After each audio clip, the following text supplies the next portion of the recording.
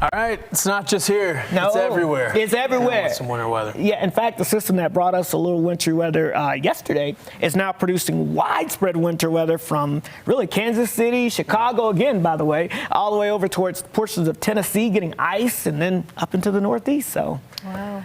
It's an active time. It's that time of year. You know, everybody was like, oh, it's so quiet.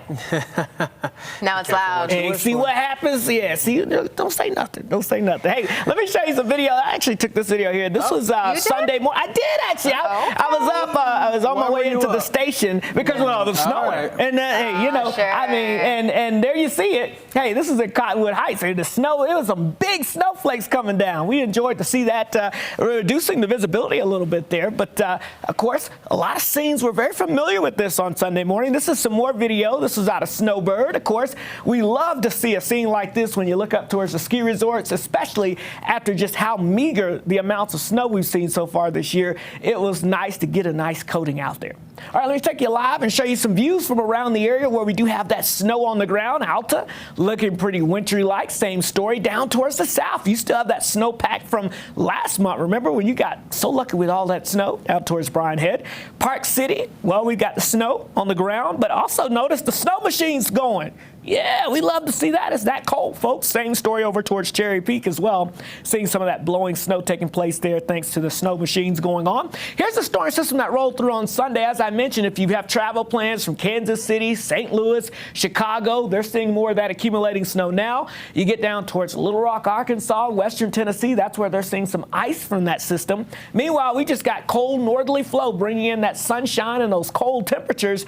And here comes our next weather maker here off the north and west. That will be drifting into the area. It doesn't look very impressive right now, but it will start to slowly move our way. Let's zoom in and show you. It does have a little moisture affecting places like Calgary, Canada, up towards Edmonton, back over towards portions of places off towards the east there of Seattle and Portland there into the Washington Mountains. So, again, the Cascades seeing a little snow. This system will move our way, bring us some mountain and valley snow. This will occur primarily Tuesday afternoon, Tuesday night, into early Wednesday morning. Now, there will be an initial burst of some snow shower activity, maybe a couple of snowflakes pushing through the northern mountains Tuesday morning. Some of that may drift to our southern mountains, but I don't expect much from that. The main event arrives as we get into Tuesday afternoon. I think it starts off as a rain-snow mix here in the valley, but then as we go throughout the afternoon into the evening hours, colder air will be working its way in from the upper levels of the atmosphere, and that should help to continue to drop those snow levels going into Tuesday evening. So even though it's a rain-snow mix to start, I do think there's a better chance than the last system of this switching over to all snow, even down to the valley floors.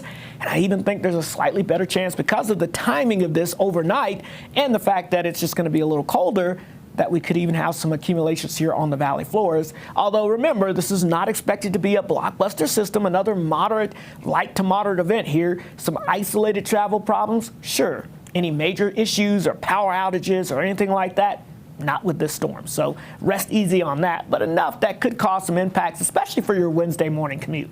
So let me time it out for you with Futurecast. Fairly quiet conditions expected across the state for the rest of today. We'll see these clouds on the increase here as we go into the evening, but any moisture will still be well off to our north and west. Now, overnight into early tomorrow morning as that front moves through, it could squeeze out a couple of mountain snow showers, first across the northern mountains, drifting across the southern mountains, but this is not the main event. The main event will come with the core of the system, and that starts to arrive as we get towards about lunchtime or so. We'll start to see late morning into lunchtime more of that moisture increasing across Cache Valley, then the Wasatch Front, maybe as a rain-snow mix, and then the colder air works its way in by the afternoon hours, so I think it flips over to more snow as opposed to rain-snow mix, and we'll see that trend continuing right on into the evening hours here across north and eventually down into central Utah as well. And this is where I think we could pick up some of those light accumulations even into the valley floors. And that'll continue through about midnight or so. Then it starts to drift towards central and southern Utah. And then by tomorrow morning or Wednesday morning, it's over towards southeastern Utah with still a few snow showers and snow effects going on there. So again, as far as accumulations go, not a blockbuster storm expected across the area. But again, there will be some accumulations out there. Our northern mountains look to do well. Once again, an additional 4 to 10 inches, very possible with this system, 3 to 6 inches potentially as far south as some of our central mountains. And then, of course, across the benches and the Wasatch back, I think you'll pick up a couple of inches of fresh snow up that way. and maybe even here along the Wasatch Front in the valleys. Again, maybe a ½ inch up to 2 inches.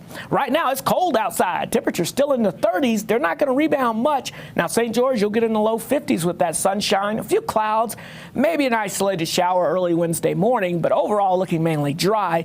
The Wasatch Front upper 30s for today, but that wintry mix to snow for your Tuesday afternoon and evening, heading into Wednesday morning, and then we dry it out, stay cold with maybe another system by the end of the week. Matt.